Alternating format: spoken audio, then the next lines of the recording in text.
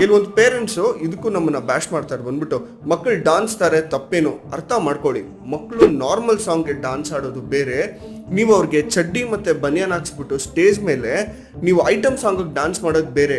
ಒಂದು ಮಗು item song dance ಮಾಡಿಸ್ತಾ ಇದ್ರೆ ಆ ಲಿರಿಕ್ಸ್ನ ಅರ್ಥ ಮಾಡ್ಕೊಂಡು ಡ್ಯಾನ್ಸ್ ಮಾಡಬೇಕು.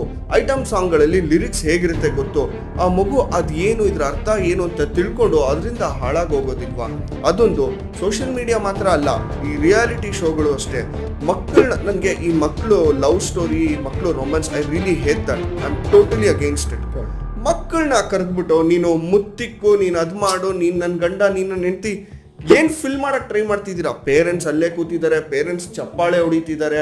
ರಿಯಾಲಿಟಿ ಶೋಗಳು ಸ್ಟೇಜ್ ಮೇಲೆ ಆ ಮಕ್ಕಳನ್ನ ಕರ್ಕೊಂಡು ಎಷ್ಟು ಅಧ್ವಾನ ಮಾಡಬೇಕು ಅಷ್ಟು ಅಧ್ವಾನ ಮಾಡಿಬಿಟ್ಟಿದ್ದೀರಾ. ಈ ಏಜ್ಗೆ ಮಕ್ಕಳಿಗೆ ಅಷ್ಟೊಂದು ಮೆಚುರಿಟಿ ಬೇಕಾಗಿಲ್ಲ. ಮೆಚುರಿಟಿ ಬೆಳೀತಾ ಬೆಳೀತಾ ಬಂದೇ ಬರುತ್ತೆ. ಈ ಏಜ್ಗೆ ಆ ಥರ ಒಂದು